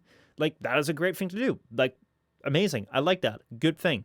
However, no one is like, you're not forced to do that, and I'm glad that you're not forced to do that, because like that means that you have the freedom to do what you want, but it also means that people have the freedom to be assholes. And yeah, like I don't think I would not do it this way, but it's not that there's any way that I can tell him like, hey, don't do that, because what am I gonna do? Like I can't remove him from his position because I'm in no position to do so. And like if he wants to run like his company in a really bad way and have people be like not really satisfied or happy to see the way that he conducts his business, like that's fine. But then I would say like, don't support Activision Blizzard. If you don't want to see that these company practices, just don't support it, because as long as you support it, it's like the same thing as like when you're playing your game and like you're really angry. I don't like the way this game is going. It's really much against my ethics and my point of view, and I hate it. But let me just give it like $300 a month, because yes, it's like they're not gonna listen to you because they have like, why would they? It's like, give them money, they still survive. So like that's kind of where I sit, where like I can't really like go against them. Well, like I can't really say like I can say that like I would not do it this way, but like I don't think I'm in any position to say like, oh, I want to see him removed, because like I'm in no position to do that. Well, I disagree. I do think you're in a position to say you want to see him removed, but I don't think, yeah, you're right. You are one individual. You can't, have him removed. But at the same time, like it's oh God, what's the phrase? You speak with your wallet. Yeah. Right. You don't buy the game. But the problem is that I know that there are game development practices that you agree with that I certainly don't, right? But that's because we've grown up with two different generations, right? You are happy to, God, what was it? Like you believe that the responsibility of spending the money is on the user, and to which I do agree with you. But if the person is trained from a very young age to think it's acceptable to spend the money, like you surely you've seen things like the TikToks or the videos on Twitter or whatever, where people say, who spent $250 on Animal Crossing, or how much did you spend on Fortnite? I mean, like, when it comes to impressionable kids, which mostly concerns, like, there should definitely be parental advising or like guidance on a game with microtransactions that, hey, there are microtransactions in here. And like for like up until a certain age, you can enforce these guidelines where it's like you gotta like have an advisory statement for the parents, and then it becomes the parents' responsibility. But because like in many countries, by the age of 18, you are a fully fledged free adult, and you are free to make your own decisions, which I very much champion, because I would not want to live in an authoritarian state where like I'm not free to like do as I please, because like one person sees this is the way that things should be, and if you don't do it, I'll kill you. I'd rather not be killed. I'd rather be stupid. Like I'd rather be allowed to be myself. So like the thing is like when it comes to kids where like this thing is enforceable, yes, like there should be parental advisory, and then the responsibility falls on the parents to like make sure their kids like grow up with like some financial responsibility and know like what is wise and what isn't wise. Then when it comes to like above that age, and when it comes to like the responsibility of the person themselves, I think that like there is a case to be made if there's a lot of psychological like manipulation played, like when it comes to like, hey, we are gonna make this gambling. Like there are gambling laws for a reason. So like if like microtransactions are played so much in a psychological way that like like that got gambling in trouble, because at some point we restricted gambling because it was just too in like harmful for people that were like weak to that. I don't know the right word, but they were weak to that. It's like if those same practices, They have an addictive personality. Yeah, if those same practices are being put to like microtransactions, which I feel they very much are, and like not just when it comes in terms of money, but also when it comes in terms of like live service games that like try to pull every single last second out of you for you to play them. If those things are deemed to be in the same realm as gambling, which like that will take years for like legislators and like researchers to get to that, but if they come around to that, I can also see that being supported in a way like, hey, you know, we're gonna put restrictions on this just like we do with gambling, but you can't fully restrict it because we respect the freedom of every individual to do as they please. But there are some protective measures. So there are problems with the parental advisement thing, right? So, for example, imagine the scenario right now. Yeah. In the UK, we have a rating system called the BBFC, which is used to rate the age restrictions on movies. Yeah. Right. I imagine, you know, yeah, you Europe have has exactly similar. Yeah. Yeah. Cool. Right. Now, imagine a time where the BBFC did not exist. Right. There was no need for the BBFC because there were so few movies coming out. Yeah. Right. So when the BBFC came about, parents would still take their kids to go see a movie, but they ignored, not through choice, but through ignorance, what the age rating meant. Right?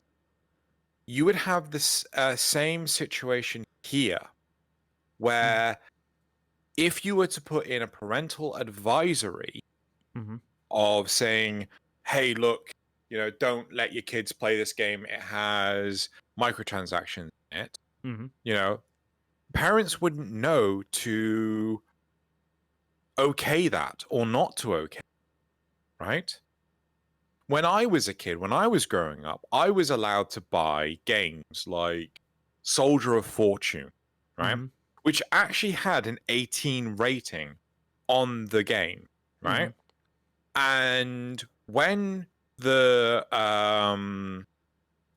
the seller, the checkout person, turned around and said, oh, I can't sell this to you, right? To my friend, right? They didn't say it to me because I already own a copy of it. They said it to my friend because we went to a computer store at the time. My father picked it up and said, no, this is for me. He was just holding it, right? My father paid for it. We went outside the store, and then my friend paid one. Yeah, right? And like, realistically, the guy should have gone, no, I don't believe you. I am under the impression that this is for this child who is clearly under 18. I am withholding the right to sell this to you. Yeah, but it's like, right? It's like the freedom of, it's like, you can't restrict people to that regard. Like that's what the parental advisory thing is. Like, hey, you know, watch out. Like we can't sell like an 18 movie or an 18 thing to like a kid, but I can't sell it to any adult because there's no restrictions to selling it to an adult. And if an adult wants to give it to a kid, it's like it's an advisory thing.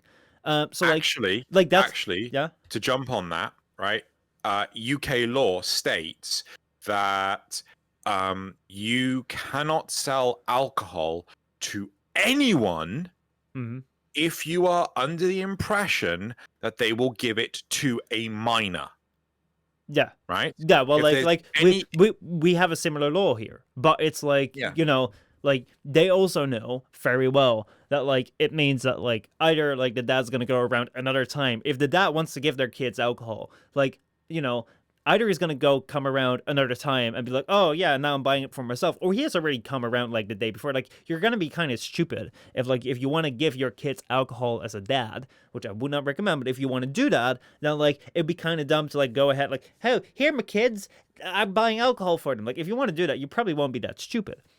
But it's like you can't entirely enforce that, like the same way you can't enforce like the 18 rating. Like, the best way you can enforce it is like saying like, hey, you know, you have these advisories on there which say like, hey, we as like the government with like a panel of experts have deemed that this is not really suitable for people under this age.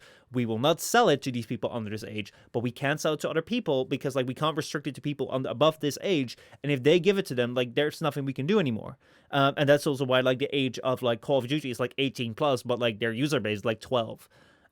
Like, yeah, like at that point, like it's kind of like you're not protected forever from everything in the world. Like you're also responsible yourself for like growing up or like dealing with the world in a responsible way. Now, when it comes to like being a kid, like you're not really fully responsible for yourself as a kid, because as a kid you're still growing up. So like because of that, you have parents that are responsible for you and for you growing up. So like your parents are responsible for like the things you buy. So like if you have responsible parents, they probably wouldn't buy you a 18 plus game, or like they probably wouldn't like have you spend all your money on microtransactions, because like they're your parents. Or all my money.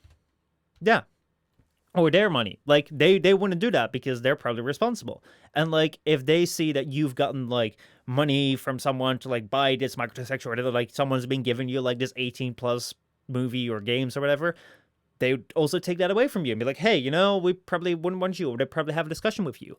It's like that's their responsibility, but that befalls on them. Like you can't control everything at a state level and be like, you cannot sell this and you cannot have this, because the moment that you start like nitpicking, like really controlling people beyond like advisory things, or like, hey, stores can't sell it to people below 18, then you become like totalitarian. And it's like, yeah, we're gonna like scan your home and find out whether you have that. And if you have that, you're in big trouble. It's like that's a really slippery slope that I don't want to go down to.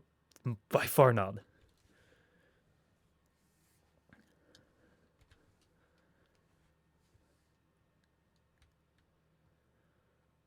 Senya Fumi says, if only we could rate mental age. Probably, yeah. Like, and like the thing is, like, we'd like to keep people safe. We'd like to prevent bad things from happening to people. However, you can't control everything, and like I don't think we'd want to be in a situation where one person controls everything, because there's so much to this world and there's so much that we do not understand. Like you can't see everything about the world, you can't understand everything about the world. So like even if you have a perception of what is best for other people, like you might 9 out of 10 times not be right. And like if But at the same time, there is such a thing as accountability, right? Yeah. So, for example, the fact that Bobby Kottick had 800 people fired from their jobs, right? Actually, no. Let's assume it's someone up the food chain. Let's not just put the blame on one person, right? If it's a case of 800 people got let go just to increase the share value of the company, right? Is that not a really shit thing to have happen? I mean, personally, yes, absolutely. Now, like, they will probably have had lawyers in there to, like, make sure that it was all up to, like, the laws, because otherwise they would get sued into oblivion, because, like, you can't just lay off 800 people. However, like, it's personally a really bad move. Like, I would not recommend, like, the thing is, like, this is the thing, like, it's so hard, like, I can't control like what other people do, because people are free to do what they want with their company, and like the only thing that I have is like if I don't agree with them, I won't support them anymore. Like like the reason that I defend that is because I'd like to have that same right myself. So like let's say that we were doing the Framecast, and like which we are doing right now, and let's say that like 1 million people watched this or something, or so much that we got money from it, you know.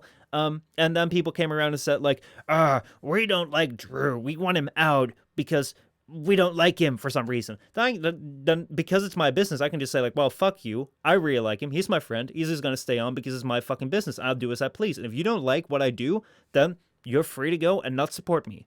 And like, I'd like to have that right to do as I please. And if you don't agree with that, you don't support me.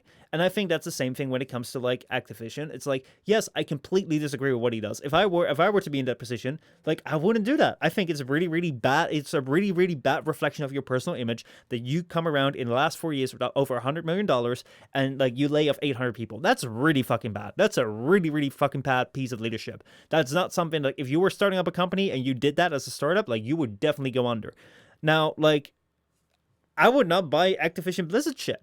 But, like, people still do. That's why boycotts never work, because people are, like, a little bit too gullible and be like, oh, yeah, you know, I kind of, like, disagree with this, but you know what? It's been, like, a week. I haven't seen people post about it on social media. Let me go buy it.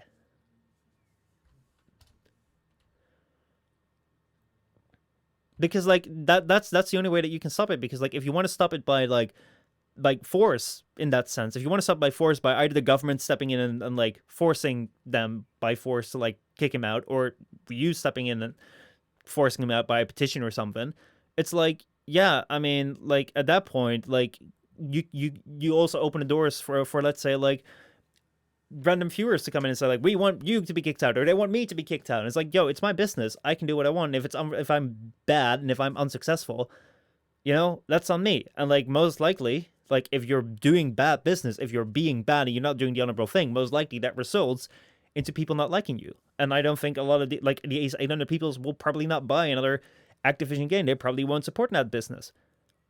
But yeah. I don't think there is a lot of transparency. The actions of putting money in a company's wallet,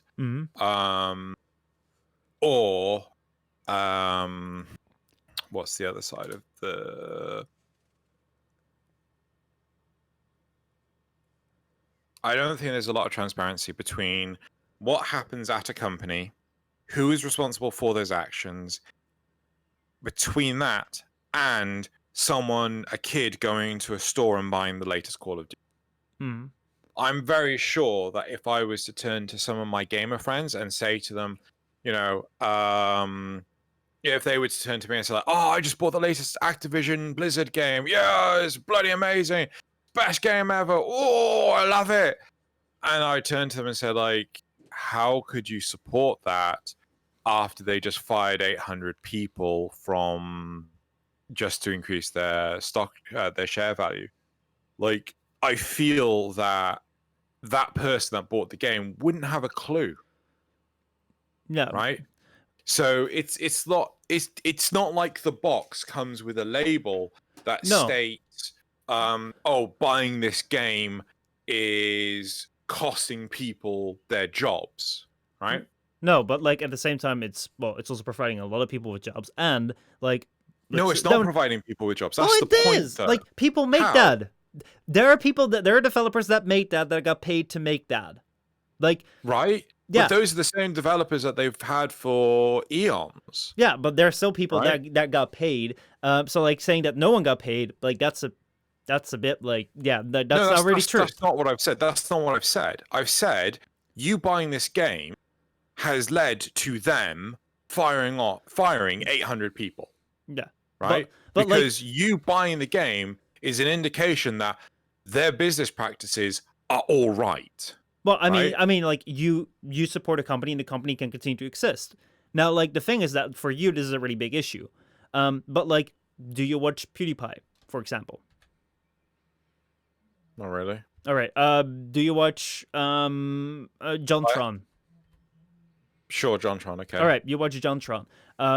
Have you heard about some things that he said at a podcast once, which might be for some people offensive and for some people really don't care about it? Have you heard about that?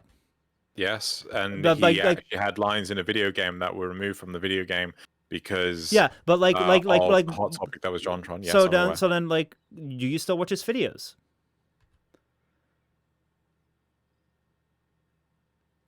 Yes, that's got nothing to do with the situation. Do you think that every video before the video starts should say like, oh, these are all the potential bad things? Because like this is the thing for you, this thing is really important, and like maybe for me, this is something I care about. But at the same, cinema critic, right? What JonTron did, right? I do not see as comparable because he didn't get anyone fired. The game still sold. The game still made money, right? He wasn't paid to record those lines, right? What about the cinema critic, right? The infamous cinema critic who did the review of Tommy Wiseau's The Room. The infamous review that is so well made. It's great. But as an employer, he was awful. He was such a horrible human being, right? When I discovered what he had done, I never watched another cinema critic review again. Right? Never. Yeah. But like that is for you where you personally draw the line. That's for you how you like interpret things and where you say like, this is not where I give my support anymore. But there are people that have various different things, like various different measurements. And like if you want to have say on the box, be like, oh yeah, like this person like fight, like you're supporting this, like the same thing could like then like why should we not say on like JonTron's video, he probably said something like this, or like, oh, PewDiePie probably said something like this, and like it's like, because like these are personal values to you, which you find important, which isn't being found important by everyone. Like Live Music TV here says in the Twitch chat, like it could also probably like, well, probably I'm gonna say probably, but I have no knowledge about this, but they were saying like streamlining career logistics, like the 800 people that have been laid off. Maybe they weren't layoffs. Maybe they were streamlining career logistics. Now, that could be PR bullshit where they're like, oh, yeah, we're just going to say that. That's PR lingo. But it could also be true from that because, like, I have no evidence to support that isn't true. And in that case, like, that's something the company could do. Like, the thing is like, yes, I think it's a shitty move. But, like, you can't force people to, like if you're going to say, like, hey, we're going to, like, put force to this to, like, get rid of this guy and stop his business and stop what he does because, like, I really don't like what he does there, then, like, if you're gonna say, okay, that's right to do, then what is stopping you from saying, hey, it's right to, like cancel entire, like, John Tron's entire career and kill off his channel and delete all his videos and take all his money because he said something which I personally found a little bit offensive. It's like, yeah, but like everyone has different values, and it's like everyone has different reasons by which they grade how much they support someone. And, like, if they decide to stop supporting, if, like, enough people decide to stop their support, then, hey, you know, something will ensue. And, like, that's what you see with, like, the shareholders right now when it comes to Bobby Kottick being, like, the shareholders like, yeah, we don't quite like it. Most likely this will have repercussions because if the shareholders, a majority of the shareholders don't like it, they can actually force a hand because they actually have equity in the company and they can actually force decisions.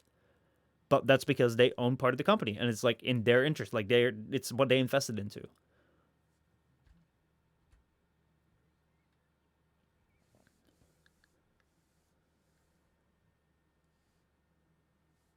I'm actually thinking. I think you're right. I think it's you have to draw a line somewhere. Yeah, it's like I don't agree either. I think it's a really shit move, and I really, like, don't want to see any more of this. And I really hope these 800 people found a job, and I really hope that, like, karma will get back to them. But, yeah. Like, I can't say, like, if I grant myself the right to, like, be like, I want him out, and, like, I want to be able to force him out, then, like, I also grant someone else to, like, do that to me, and I don't want that, because I want everyone to be free to do as they want. In, like, within the confines of the law, but still be, like, free in a way. I think that, realistically, it just shows the difference in quality of company between the East and the West. It really does. And I think it's important, the fact that, you know, we're talking about it now, right? We have issue with it and we are talking about it now, trying to highlight the problem. Us talking about it indicates that more people will know about it. And the more people that know about it, hopefully we can have a positive impact on people's lives. Maybe, you know, and I'm going to admit, this is what I want. Maybe out of the 8 people that are currently listening, or however many people that listen to us on the YouTube recording of this, maybe that many people will turn around and say, after hearing that 800 people lost their jobs over this, I'm not buying another Activision Blizzard game again. And I don't want to be petty, I don't want to be spiteful, I don't want to malicious, but I hate the premise. I genuinely, it just turns my stomach to know that someone will happily fire someone else just so that they can get more money. Yeah. It is vile. Well, it's like, it's a part of, like, the things that you value. It's like the thing that I find vile is, it's like, if you create kids content and, like, during that kids content, like, in your YouTube video, like, in the first 3 minutes, like, you throw 5 ads in it. I would not agree with that. I would think it's disgusting. I also think it's disgusting if you go out and, like, right after, like, someone dies, you make videos about that person, and, like, you start, like, putting their name in, like, clickbait thumbnails. But people do that because people have different values.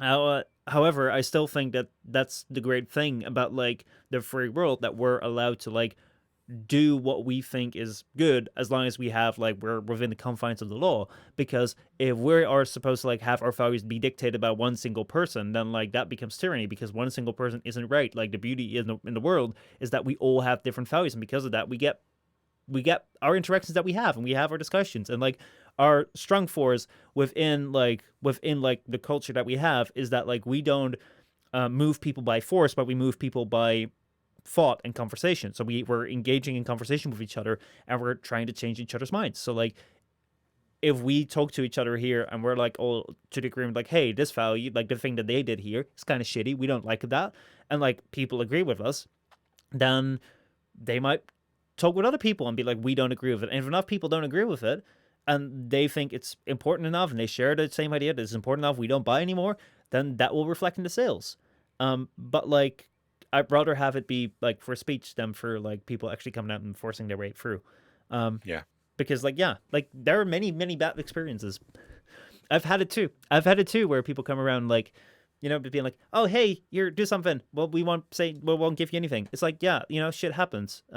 Like, yeah, it sucks, but like, I'm not gonna go like slander them or whatever, because yeah, it happens. And like, yeah, you know, you can try and change people's minds about it, or you can like do other things. I don't know. Do you want to do the third topic? Yes, let's go for the first topic. Woo!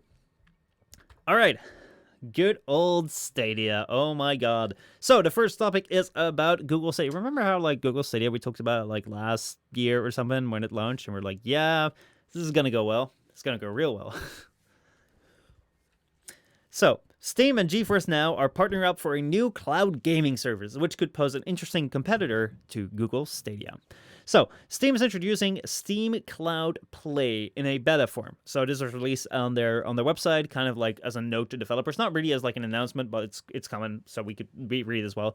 But like, Steam Cloud Play is basically a service that connects Steam to the GeForce Now streaming service from Nvidia. Now, if you've never heard about a game streaming service, the way that it works is that like Nvidia has like a bunch of like servers somewhere with like GPUs, CPUs, whatever, and like you play your game on their hardware, and they stream it to you via like internet connection, so you can stream like, you can play like really like demanding games on your computer or your tablet or your phone without you having to have the actual hardware. So you can pay them like $5 or $10 a month, and like bada bing bada boom, you can have like very great hardware, but then over like an internet streaming connection. It's like supposedly the new big thing. So like, these cloud servers enable Steam users to play their entire Steam library in the cloud. Now this is new because before, most of the time, like Google Stadia, basically the thing that works with Google Stadia is such a service, a game streaming service. However, you're going to have to like not only like pay Google Stadia upfront for like the controller and like the connection to it, you're also going to have to pay monthly, and then you're going to have to pay for your games. You're going to have to buy your games on Google Stadia, which you won't own physically, but you have to buy your own games in order to play them on Google Stadia. Now, GeForce Now already had a different way of approach as far as I was aware. Like, I think they were kind of like, if you own this game and we're partnered with this company, then you can like play this on our servers. But now they've partnered with Steam, so if you have a Steam game in your library, you can most likely play this on Steam Cloud Play once it comes to that. I think there's a little more to it than that. I think the developers also have to say, yes, we're on board for this, right? So I don't think everyone you can play every single game, because I think there are games on, God, who were the Activision was one of the companies, and who is the other big company that pulled Rockstar, out? maybe? Or 2K? 2K, that was the one. So things like Borderlands and stuff like that, even though you have them on Steam, I don't think you'll be able to play them on GeForce Now. It would require 2K to turn around and say, yeah, we're going to go back on the agreement with name of the company, Google, because it was a stupid agreement. Yeah. And yeah, the idea. But yeah, So, like, yeah. I mean, the Steam library itself is like a really, really big thing to like be added to this. So basically, it means like you can just like, you will still have to pay your subscription to GeForce Now, but any game that you already have in your Steam library, which is supported, and any game that you buy in your Steam library, which is supported, you can play on that service, but you also just own your Steam library, like everyone has been doing for years. So this is like a really cool thing, as opposed to like, hey, here you have Google Stadia, where you not only have to like pay up front and then have to pay it free, and then you also like have to pay for these games, which you only own on Google Stadia. And the moment you stop paying, you lose access to these games. You just have Steam, which you've had for years, and now you can just like move these to the cloud. Like, I'm not interested that much in cloud streaming, but hey, you know, if that's what you're into, I think that this is a really great competitor when it comes to Stadia. And it might just very well blow them out of the water very, very well, because how well have they been doing over the last few months? Piss poorly. Mm. Like, I wouldn't be surprised if Stadia goes away within the year. Right? Yeah. I wouldn't be surprised if Stadia disappears within the next 6 months. And it's just like, well, we tried, but because they've just marketed it wrong. Yeah. It's yeah. I mean, it's been such a weird thing with the press. Like we talked about it just before it launched. Like we kind of like all saw it coming. Woo! It's like this is the entire stream. Like I saw it coming. I'm not like don't put your faith in me, but like apparently right now, like 2 out of 2 things that we could have seen coming, I've seen coming. So I'm not gonna do predictions for you, but let me just say, if I bet on something, don't follow. Do follow me. Who knows? Anyway, getting off track. For just a stupid meme. Yeah, it's like the entire thing where you already have to like invest in it initially for like $130, I think, and then you have to like pay monthly, and then you have to buy your own games as well.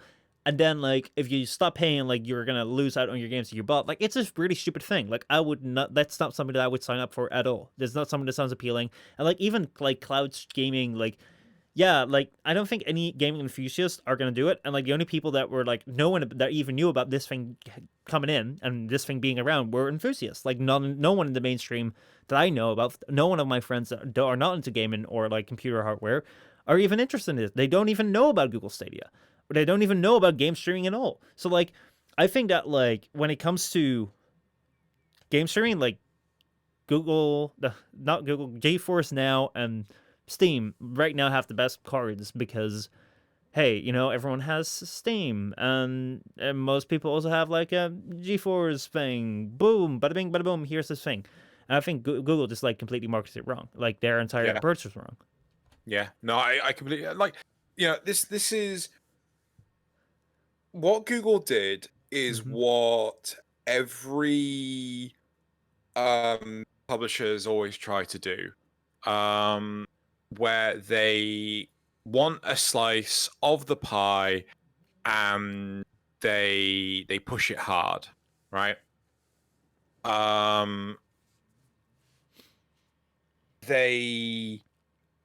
It's like, oh, here's a better example. Netflix, they turn around and go like, oh, look, so many people want an easy way to consume video-based content, but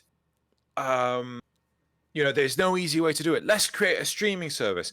You then get people like HBO, like Disney, like other Hulu, see the success of Netflix and then decide to create their own bloody version. And it's just like, and this is what it feels like. Right, we see that Origin exists, that Uplay exists, that Rockstar Launcher thingy exists, that, Epic Games Store exists. We'll create our own, but we'll do it one step better by creating a shitty streaming service.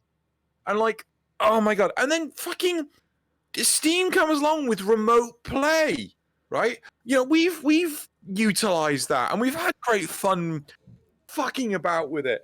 And then, what was it? What was the xCloud? Was the Microsoft one? Where all you have to have is just a subscription. Yeah, that's reasonable. You don't have to buy the bloody games on top. And then they've got and GeForce comes along. It's like, yeah, as long as you own the game, you can play it on our hardware. That's bloody blowing everything out of the water. And then Steam comes along. It's like, we're going to join forces with GeForce.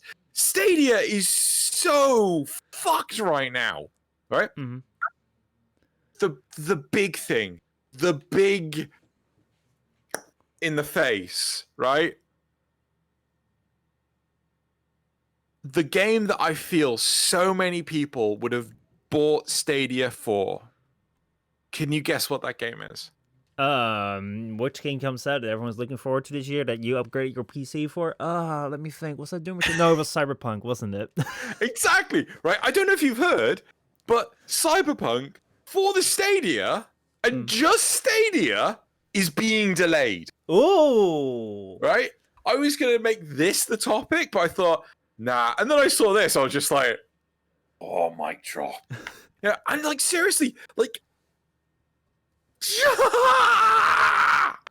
it's just been a really dumb pricing scheme. I can see where Google came from, where they're like, hey, this streaming thing isn't really anything that's been established. It's rather new, so why don't we use our Google name, which is very, very common, which is why YouTube is so big, why Gmail is so big, like everyone's a Gmail, everyone uses Google. It's like, they're like, hey, we already have this prominence. If we can use that to create one of the first game streaming services, then we could make bank of it. And like, if no one has ever seen this thing before, then like, it makes sense where we're like, hey, you just pay us a subscription, so you don't have to buy like $1,000 PC, and then like, you just buy your games like normal, and you will always be on this, so like, you won't matter.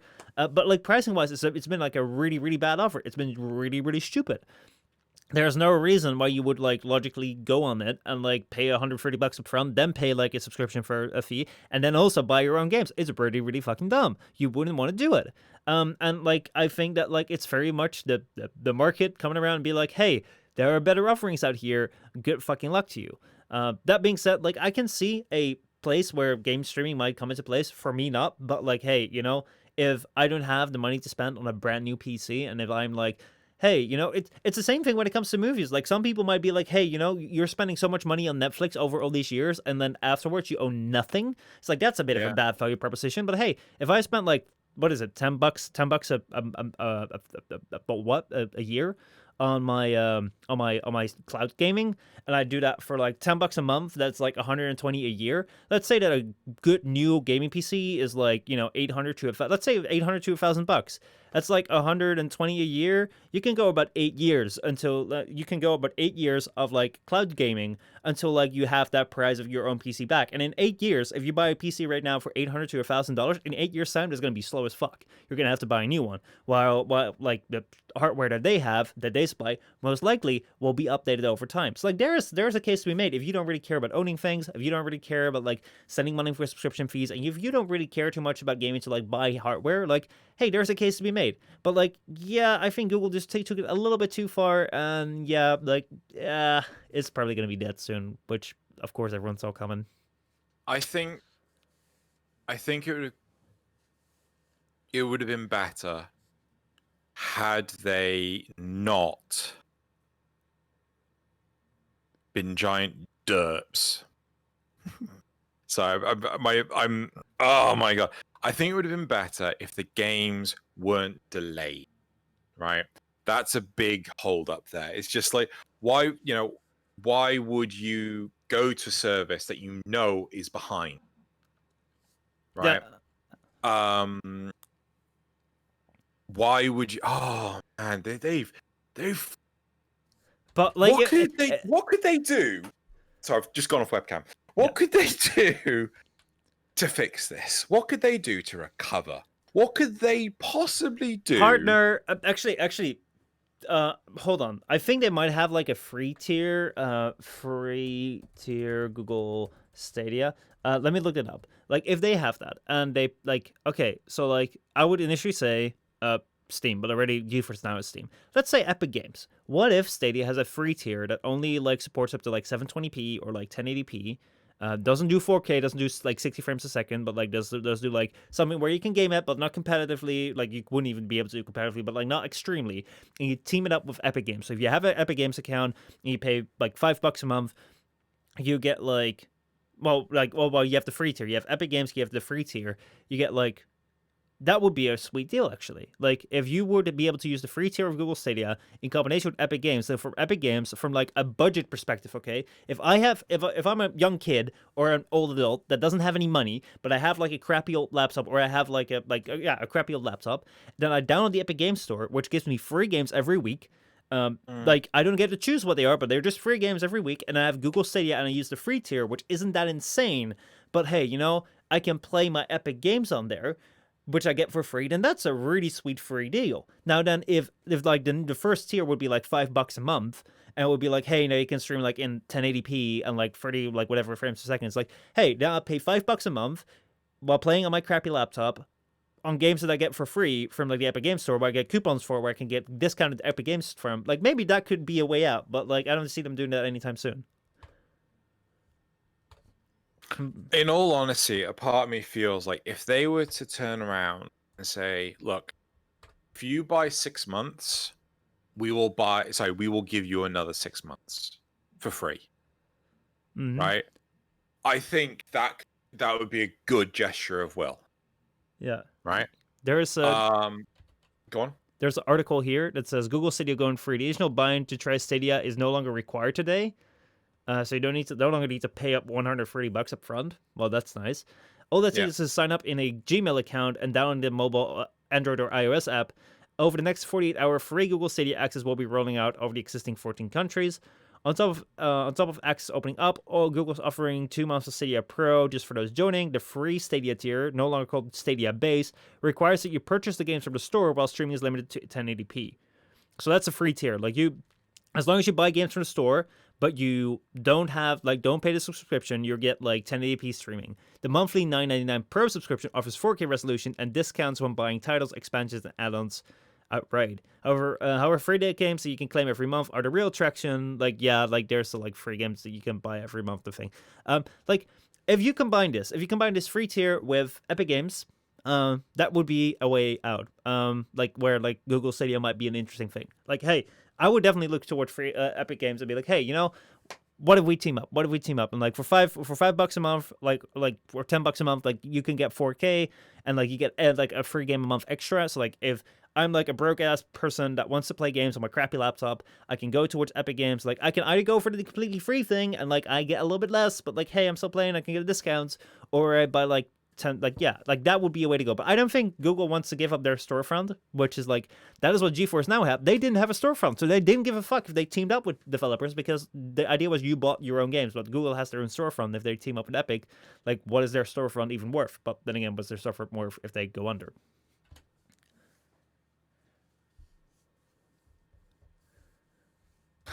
Bloody hell. So yeah. Cynthia Fema says, delaying is so mainstream like now. Totally. Absolutely. Delaying, everyone does that now. Is it truly free since you're still paying monthly? How many games will you get each month? So like, I mean, like, that's the thing with like free games each month, which like the subscription services on PlayStation and Xbox have really put forward there. It's like, yeah, you pay $5 a month so you can play on the internet and you get free games, but hey, you're actually still paying like every month. So like, are they really free though? Good question. I don't think so. Yeah. It's like that Patreon tier where it's like, hey, if you pay me $100, you'll get a free t-shirt. How free is that t-shirt? Shit, I genuinely thought for a second that was something you were doing. Yeah, no, it's no, I completely agree with you. Yeah. But the thing is, when you have to be at least making ends meet whenever you're giving something away. So I get that, but like at this point in time, they've lost so much face. They need to do a gesture of goodwill, but I don't think they would. I think that because Google are synonymous with just shutting down systems, I think it's just going to go away. Well, like the thing with Google is that like they don't necessarily have to make a lot of money out of it, because like they have Google overhead. So like what they could do is like the thing that you see with Epic Games. Like I don't know what Epic Games' model is, what Epic Games' business model is for their store, but they have pumped a fuck ton of money in it and still are doing that because they're giving away free games to anyone that signs up. So I don't know what their business is. I don't know where they're getting the money from, me every time like getting a free game. Maybe their hope is that I buy a free game, or they're going after my data. But like there's a fuck ton of like money they're pumping into free games. So that is something which has been a very interesting business model, which has been very good to people that are like broad new to this. Even though at the beginning we were very like critical of Epic Games, Google is in the same position where they have a fuck ton of money to throw around. So like if they were to like be like, hey, we're kind of like chill out with this. What if you log into the thing, there's ads not shown during your gameplay, but while you're like starting it up, there's some ads there. It's like Google doesn't need, like in Gmail, like Gmail doesn't really have that many ads floating around within it. Gmail doesn't really have that, like you have to pay for things unless you want more storage and more features, but generally like you can use Gmail for free for your entire life and not bother with it. But like the reason why it's free is because they get your data. So like Google would probably also be fine having a Stadia thing up, just going for your data until like they can make it compelling for you to just like pay them up. So like I think that they could do it, but like yeah, they've not gone down that route, and so, something that I would also not be interested in, especially now with Steam. It's like, yeah, Steam and GeForce. Now, if I'd be interested, I would not really go down the Google Epic store. I'd definitely go down the Steam GeForce store. But then again, like I have my PC, I don't really care. Like of all the company, like if you are a gamer, right? Sorry, no, I take this back. If you are a PC gamer, PC gamer that builds your own PCs, yeah, right? Especially, you will know who the fuck GeForce are, right? You will know who Nvidia is, right? You'd be like deaf to the universe to not know the names GeForce, AMD, Intel, and Google. Like there is no gamer on this earth that doesn't know Google. So yeah, exactly, right? And to think that people would choose a software developer, or PC gamers would choose a software developer over a hardware developer? Like, what the fuck are you smoking? I mean, right? I mean, people are literally choosing like Google phones. Like Google is making their own hardware phones. Google is making assistants, like physical assistants. Like Google is making many hardware shit. So like I could see them having an in, but like yeah, like as you're saying, like they're not really like that gaming focused. So like if Google struck this deal with Steam, they would have been golden. But like they didn't, so now they're the second rate option by far. I reckon, right, that the only reason why Nvidia threw their cap into this, right, is because they have warehouses full of unbought 1080s, right? GeForce 1080s. And they're like, do you reckon we could like create a server farm, use it to like stream video games? Yeah, we could probably do that. Yeah. Should we do it? Yeah, let's do it. I bet you bottom dollar that was it, right? Because we all know, I'd like to hope we all know that's listening in, we all know that 1080s were used to Bitcoin farm, right? They're like cryptocurrency magnets, right? So their processors are really fucking powerful. So it's quite possible that they got a few lying around, especially when they came out with the 20 generation. So anyway. Oh, do you know about all these mining cards which are now just like on eBay or just like just being scrapped kind of? But because basically like what Nvidia did when the mining craze happened, especially with the 1080s and the 1080 Ti, like Nvidia was like, what can we do? Like everyone wants to have GPUs right now, but like if like the craze goes away, which it most likely will, and people that aren't gamers are going to sell their cards, then the market's going to be flooded with like a lot of very cheap 1080s and 1080 Ti's. So what they did is they made these mining cards, which are literally like GPUs that do not have like ports. So you don't have like HDMI port or like display port. So right now you have all these graphics cards which are pretty much like full-size gaming cards, but without like the ports on it. So like basically they're useless unless you want to mine. But a lot of people don't want to mine anymore. So like these cards are just like set to be thrown away. It's anyway. Yeah. I think that was a very fun topic to end on. Definitely. I enjoyed it. Should we see if anyone in our lovely audience has any questions? Yeah, if anyone has any questions, regardless of like the topics, if it was about the topics or not about the topics, whatever, feel free to pose a question. If it's interesting enough, we'll answer it. Because, we always want to leave the door open as to whether we answer it or not. But hey, feel free to post questions, Chad. I see that Steph says, I completely agree with you, Mr. Xeno. And yeah, there's a few lighting around, probably an entire warehouse. Yeah, or several. I was trying to see whether I could find when Google Stadia was announced. It seems like the earliest data I can find on Wikipedia is like known as Project Stream. A closed beta was running in October 2018, and GeForce Now was actually in beta. Let's see, launched in beta in 2014, known as Nvidia Grid. So this has been around for a long time, actually. Yeah. 2014. So they've been planning this for a long ass time. Yeah. And yeah, I mean, like, the only thing you're offering is like the streaming service. Like the fact that you want to include a store is kind of like holding you back. It's kind of dumb. Yeah, it's mental. I mean, to be fair, I know I've ragged on Epic Games Store, but in all honesty, this sale that they've had has, kind of, it's made me think that they actually have some smarts in their marketing department. I still think that the UI is garbage as all hell, but anyway. Well, their marketing has been smart as fuck. Because like seriously, it's like how much money they've thrown at like free games. It's if you are not bound by anything other than like if you have the comfort of saying, hey, I do not agree with Epic Games, I'll rather buy my games, then like you can stand by your values. But if you're a broke ass gamer, then a free game every week without having to like sign up every for week, is it? It's every every few weeks. Every week since like Epic Games launch, they've had a free game every week. Only the last few weeks they've been like super big AAA games. I can go over my Epic Games library in a moment. I can show you like because I've been picking them up because I was like, yeah, who knows? There might be something cool. No, in there. I swear Overcook's been on there for like the last 2 weeks. Yeah, well they've had like they've had before this like free games every week. Like I can show you my entire Epic Games library. I've never bought a game on Epic Games. I'm gonna show my library here in stream right now. In a moment. But I will say, if people like Alan Wake, the game, do consider getting Control. It's actually a really good game. I try to play it whenever I can, and maybe stay up till too late playing the game. All right, so the games that I have in here are GTA 5 recently, of course. Actually, like let's sort by. I mean, we can do. Oh, do you have that installed? We should play together. Seriously. No, well, I don't have it installed right now because like I don't have like any storage space. Hard drive space. Yeah. You should make hard drive space.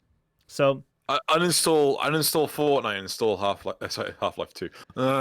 Install GTA 5. So I have GTA 5, Observer, A Short Hike, Alan Wake's American Nightmare, Anodyne 2, Return to Dust, Assassin's Creed Syndicate, Estes, Batnorf Jotun Edition, Borderlands 2, Borderlands the pre-sequel, Carcassonne, Celeste, City of Brass, Close to the Sun, Costume Quest, Darksiders 2, Darksiders Warmaster, Dauntless, well, like that was his free game, so Death Common, Drawful, Enter the Gungeon, Everything, Fareya, Farming Simulator 19, Figment for the King, Going Home, Gunner, Hub, Horus, Inner Space, Inside, Just Cause 4, Kingdom Come Deliverance, Layers of Fear, Metro 2033, Minute, Mutation, Nuclear Throne, Off-World Trading Company, Overcooked, Oxenfree, Cube 2, Runer, Sherlock Holmes, Crimes and Punishments, Sid Meier's Civilization 6, Soma, Spellbreak, Steep, Stories Untold, Subnautica, Sundered Eldritch Edition, Surviving Mars, The Bridge, The Stanley Parade, The Wolf Amongst Us, Tumbleweed, Ticket to Ride, Torchlight, Tormentor X Punisher, Towerfall Ascension, Watch Dogs, What Remains of Edith Finch, Wheels of Aurelia, and World War C. That's these are the metal titles. Scroll to the top. I want to know how many of these games you've actually got installed. Cause I got none installed right now because I have no storage space. You should freaking uninstall Fortnite because I know you've got it on that secret hard drive of yours. I don't have it installed. I've had it installed at some point, but not like literally. I can only have like one game installed at a time because like there's a 1 terabyte hard drive in this. Yeah. How big is Anthem? It's 80 gigs. Okay, it's about the same GTA. So Anthem is now occupying my slot of what I'm playing right now, but most likely it will go away. So like when I was playing I was playing Temtem a couple of months ago on stream, and then once I'm done with Temtem, like once I say okay I'm not streaming this anymore, I delete that, and then I have to then I download my other games. So like I can only have like one game on here at a time aside from Warframe. I'm intrigued to know what on earth Right. Okay. What on earth so... is filling this up? It's all like video files, man. It's like my YouTube shit. I totally get that. I understand that Yeah. entirely. Yep. Right. So that's it for this week's episode. Thank you very much, everyone, for listening. There have been no questions. I've been disappointed, people. So afterwards, go to the YouTube video and put in some Oh no. What? You look chat. You see Stev's here. I got an idea for a question for Xeno. When you now have control, have you read something from SCP? Wait, I just got an idea for a question for Xeno. When you now have control, have you... No, I've not. I only recently found out about it from Loz. I know the principle is pretty much the same. And yeah, I think I want to play the game first. But, you know, still, my tirade is to continue, Michelle. Mm-hmm. You should go... when the video comes out, or if the video is already out, if you're watching this on the video, put a question in. Put a question in, you lovelies, into the comments below on the YouTube video, so we can talk about it next week. Because you know you want to, right? You want to know what kind of... Well, hold on. I can't see my OBS anymore. Here we go. You want to know what color socks Xeno is on. No, but also like the comments on YouTube, we've had some amazing like essay comments there where like there have been really interesting points shine for there. I don't know. Like if you want to, especially when it comes to like what I love about these comments is that like we're doing this Framecast, this discussion right now. We prepare for it a little bit by looking for topics, but a lot of it also comes down to like we're sitting here right now. The room can be really warm. We can be rather tired, or like we can enter the discussion in like a way that we didn't predict and like get stuck up on like one like side thing. And like if you're like shit, dude, like you can completely miss that like that entire element of like this topic here, or like you're like, oh my god, I like how can you guys not see this? It's like it's really nice. Like even if we've offered a point to each other already, but you don't think it's been discussed correctly, like if you offer it in the comments and we take a look at it next week, it's like we have a fresh take. And most of the time having a fresh take and a second look at it and having a night's sleep over it might be like I see what we missed there. So like yeah, if you want to throw it in there, I also feel that it's important. Let's give you the opportunity to feel if you see a lovely topic that you think, oh, this would be good for a Framecast talk, please feel free to put it in the comments and we will review it on the Sunday before we actually record to make sure that it's you know, what's good, what's not good. So, you know, if you see something that you like us to talk about, you know, send it to us and we may actually talk about it. Yeah. Are we going to sign off now, or are you going to read the question that's in chat? Well, we'll copy the chess question for next week. Right. Boom. So, signing off now. This is the Framecast episode 45. You can catch us live over on twitch.tv/Michelle Postma. Link in the description. And on Tuesdays, typically around 7 p.m. BST, 2 p.m. ET. It's EDT right now, so I just say ET. It's just Eastern time. Yeah, I know, it's so much easier. Shazbot. And you'll find it on YouTube 24 hours later at youtube.com/PostMaloneGames. You should actually put a link in Twitch chat whenever we bring that up. Seriously. I mean, there's just like a link down below. People can find it. No, but if they're on the YouTube... Oh, wait. Yeah, because I'm seeing something else. Yeah.